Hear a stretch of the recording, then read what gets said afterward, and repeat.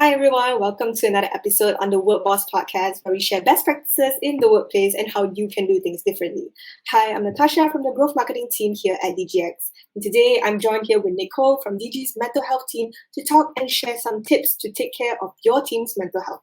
So ever since this pandemic has started, people definitely started to pay more attention to their mental health, which is why we just thought it would be fitting to cover this topic here today. So let me bring Nicole on real quick. Hi, Nicole. Hi, thank you for having me here. Yeah, for sure. So, Nicole, what's some of the most common mental health issues most employees face, and how can they be recognized? So, when we say in this context, right, I will just limit it within the workplace because I think as an individual, we can have our own personal mental health struggles. But for this question, I think I will just frame it within the workplace. So, some of the common mental health problems that we see is definitely anxiety and stress. I think that's one of the most common problems that we mostly hear. But I think one other problem that or issue that we've been hearing a lot that has been really surfacing, especially recently, ever since the MCO started, or when people started transitioning from working in the office to working from home, and then there's the whole hybrid work method, is burnout. So you might hear what burnout is, but I'm just going to give a very brief explanation to what it actually is. So basically, burnout is when you can either feel mentally, physically, or even emotionally exhausted. And all these things can be caused by, I think one of the most common things is probably workload, increased workload. And also, I think also this is applicable to a lot of people, which is we have this tendency to please our managers or please our supervisors. And so the pressure is really coming from all four corners because you have this immense workload, but at the same time, you're trying to attend to each one of them and then try to complete it the best way you can. So all of this can actually add up to all of the mental health issues that we see right now in the workplace. So how can they be recognized is I think the most obvious way is probably through mood changes or behavioral changes. And when I say this is really in the context of drastic changes. So the behavior of these people or the mood of these people, they really act out of what some people would say out of character. So they usually they usually behave a certain way, and then all of a sudden they have outbursts, for example. Or you can feel, especially now when we usually have meetings, right? So it's not really a face-to-face sort of situation. It's mostly virtual. So how we can recognize this is really through the tone of their voice. So for example, they can appear to be very irritated or very snappy. Behavioral changes can range from, let's say, maybe through a casual conversation, they would say I just bought 50 items or 80 items from Shopee. Then that would be a way where I think it's a way to say, okay, so why do you do that? Why 50 items? Because usually, I mean, some people, yes, maybe they do get 50 items, but I think that is the point where you start to maybe ask them more questions to see whether there is a deeper issue or whether it's more or maybe they're renovating their house and then they need 50 items. Yeah. So that's one of the few ways to recognize. Yep. Yeah, for sure. And I think it's always important to pick up, especially if you're a fellow colleague and this is your team member, to sometimes maybe your manager is so bombarded with other work. It's good as a fellow team member to also try to take a little bit out of your day, maybe just ask them a simple question like, "Oh, hey, how are you doing today?" I think a simple question to really go a long way. Sometimes people forget about that. Yep, definitely. Yeah. So, what are some of the common misconceptions about mental health in the workplace? So maybe you can share a few. I think the most common, well, actually, based on research, one of the most common misconceptions is definitely mental health issues are not a common thing. Mm. So a lot of people think that it's actually very rare and therefore it should actually not exist in the workplace. Mm. Um, because it's more like it's like a case to case sort of basis. So you don't really see it existing in the workplace, which is actually not true.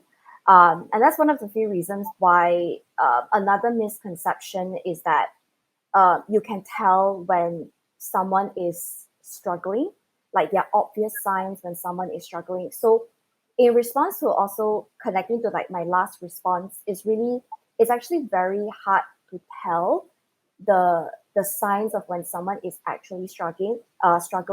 There's a reason why mental health issues nowadays is being called a hidden epidemic, Mm. because you actually be really surprised that there are a lot of people struggling with mental health issues. It's just that we don't really talk about it because obviously there's the stigma associated with it. But actually, and there's also another reason, which is people with anxiety or like with depressive emotions, they cope really well in their daily life. So it Mm. doesn't look very obvious. So Mm. maybe that sort of contributes to the idea that, oh, actually, mental health issues doesn't really exist, which is not true. And Mm. also, it's very obvious that you can tell when someone is struggling. That is also not true. It's actually very hard to identify the signs. There's a reason why people have to take courses, or they have to go through like a long period of education to really identify. Um, and also, the third misconception will probably be, it falls back onto the employee themselves. So Mm. it's really solely their responsibility. And I think people who are more in a managerial position, if they're not really trained, then they would probably use the more hands-off approach where they really just let the employees to deal with it themselves, Mm. without taking consideration that maybe you as a manager is adding the stress or the pressure, or even the company as a whole can also contribute to that. So that's also one of the misconceptions. I think it's not just an employee's responsibility; it's actually a sort of a community responsibility. We should all support each other and not just you do it yourself sort of Mm. thing. Yeah. Right. I think setting the tone of like the culture of a company is also very important. Because, for example, if let's say the company is very closed off, as you said, not really welcoming in terms of emotions, then maybe the employee who is struggling is unable to open up. Yes. Yeah. Definitely. Mhm. Yeah, so that could be a main reason, and it's something that a lot of companies should probably think about if you're having like your one-on-ones with your employee or something. Just having a very welcoming and a more casual way of talking could really help as well. Yeah. Yeah. And I think also be transparent. I Mm. think that's a lot of um, I think it's a struggle because I think there's the whole idea of toxic positivity. So Mm. as an employee, you are sort of, there's this silent obligation that you have to be very positive all the time, very Yeah. enthusiastic. So when you're having a one-to-one with your supervisor or with your manager, I think the pressure is that even if I have problems, I'll be very reluctant to talk to them about it, because then it will reflect badly on your performance as well. I think Mm. that's one of also the issues why people don't really want to talk about mental health issues. So I Mm. think in a manager role, I think it's also to be transparent to them and really, when you talk about issues, when you have like one-to-ones, you don't just talk about or what you have been doing, how are you performing, but also how are you really feeling these days? Like, are Mm. you okay with your workload, or do you feel overwhelming? You have to make them feel that they are in a very comfortable and safe environment for them to open up to you, because I think that's also one of the struggles, because people don't, you have to make someone feel comfortable enough to open up. So that's Mm. something that I think as a company you definitely have to learn to do that as well, to adapt that behavior. Yeah. Yeah, for sure though. And since we're on that topic, to add on that, like what is the best way to approach a specific team member who is showing signs of poor mental health? And also, like, what is the best way to even offer them like the support that they need? Okay, so I will be introducing something that we learned during our mental health first aider course, and it's Mm-hmm. called the LG approach. Okay. So essentially, what this LG approach is, the first one is you basically approach the person Mm-hmm. and you assess the situation that they are in, and you try to assist the person. So when you're doing this, it's really also within your own limits. So sometimes if you feel like maybe you can't handle it on your own, you would find someone else to help you to assist with that matter. So this is the first one. The second one is to listen and to sort of communicate non-judgmentally. I think this is the hardest because when you're offering someone support or when you are approaching someone, I think sometimes it can go both ways. You know, some people just wants to be heard.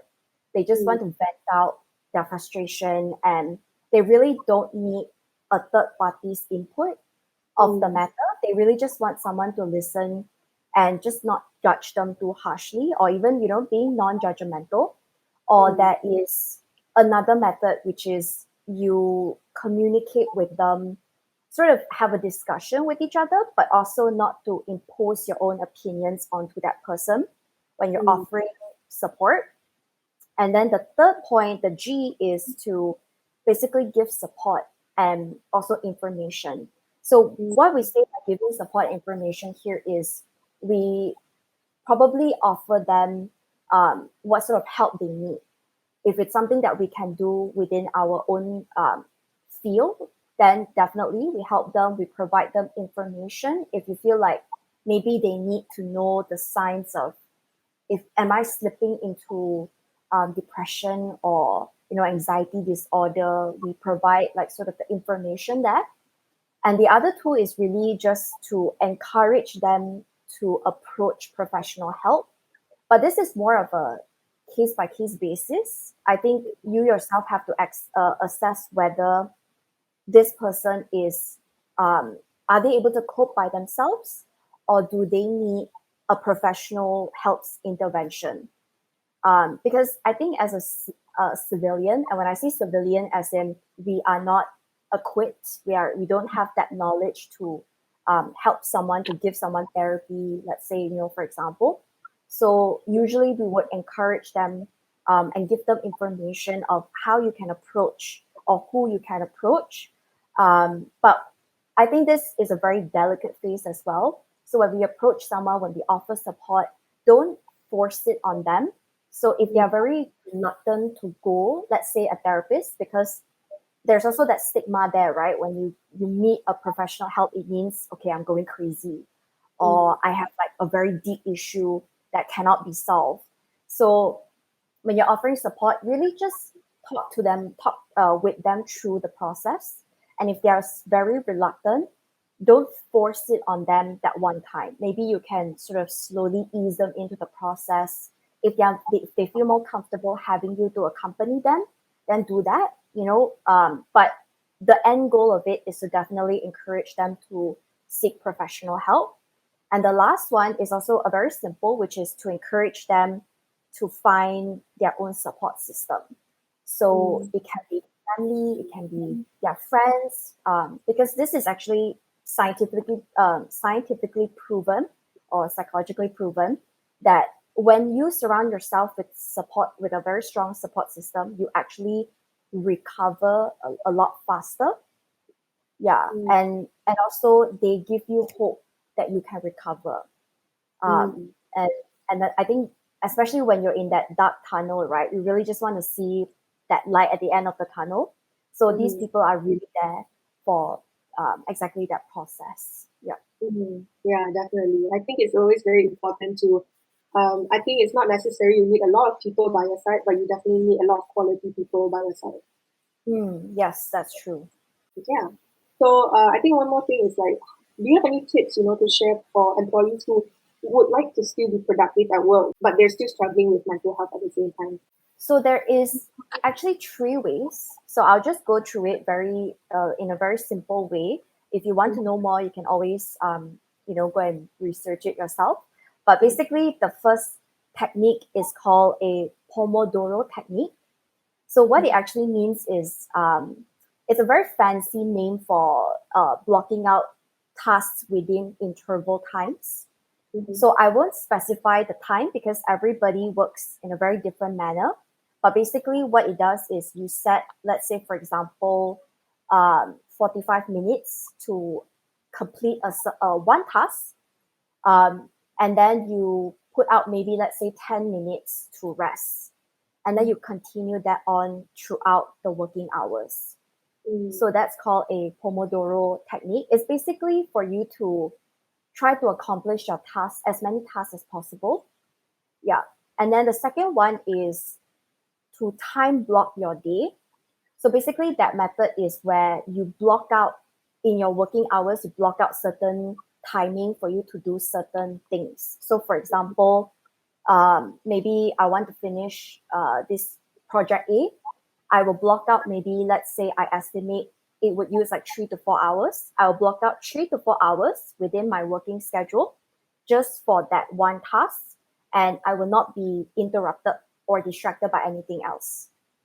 And also, some people use it, for example, for lunchtime, because especially now when you're working at home, you're always like, okay, I'm just going to eat and I'm just going to go and work, but you don't really have that appropriate lunchtime. So you can just block out, let's say, 1 hour for that lunchtime where I really just have my lunch and I don't do work, I don't do anything else. And that's one way. And the third one is called brain dumping. So it's basically you dump everything that's in your brain.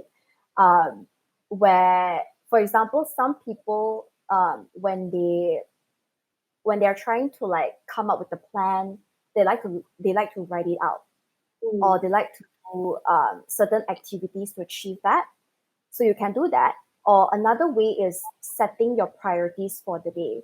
So you just sort of write down or type out everything that you have on your plate right now, and then you set out what you need to do for that day or like for that week, and then you stick to that schedule and you don't stray away from it. So that's one of the few ways to be productive, but also not feeling too overwhelmed or too stressed out. Yeah. Yeah, I think it's always important to find a system that works for you, and it's kind of like a trial and error. There is no one system that fits all kind of thing. Yes, definitely. You have to try it out on your own. Yeah, for sure. So yeah, that basically wraps up this episode. So if you guys are interested to catch more of us and all the things we share around being a boss at work, definitely keep a lookout for the next episode. But once again, thank you so much, Nicole, for coming on the Work Boss podcast with me today. Oh, thank you for having me. And we'll see you again on the next one. All right, bye.